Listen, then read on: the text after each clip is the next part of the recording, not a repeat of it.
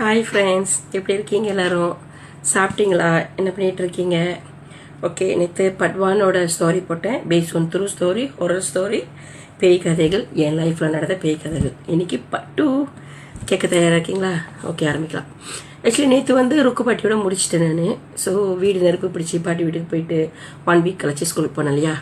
Okay, பாட்டி வீட்டுக்கு போன பிறகு என்ன நடந்துச்சுன்னா, ஒரு 3 டேஸ் தான் பாட்டி வீட்டில் இருந்தோம். அதோட அம்மா அப்பா கிட்ட சொல்லி வேறு வீடு பார்த்து, நம்மளாம் ஸ்கூலுக்கு போகணும்ல, ஸோ வேறு வீடு பார்த்துட்டு தாமானம்மனுக்கு பீண்டாகி போனோம். தாமானம்மனுக்கு சென்னை தாமானம்மன். ஸோ அங்கே ஒரு வீட்டுக்கு ரூமா முறா தான், 2 ரூம் வீடு. ஸோ அந்த வீட்டுக்கு நாங்கள் போனோம். ஃபர்ஸ்ட் டைம் போகிறோம்.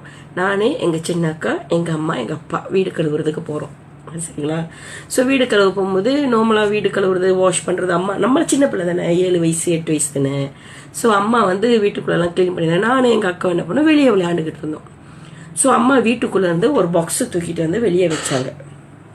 ஸோ நம்ம வெளியே சுத்தம் பண்ணும்போது என்ன ஆச்சுன்னா, நம்ம தான் அறத்தாச்சே, நம்ம கையில் பரப்பரனுக்கு சும்மா இருக்காதுல்ல.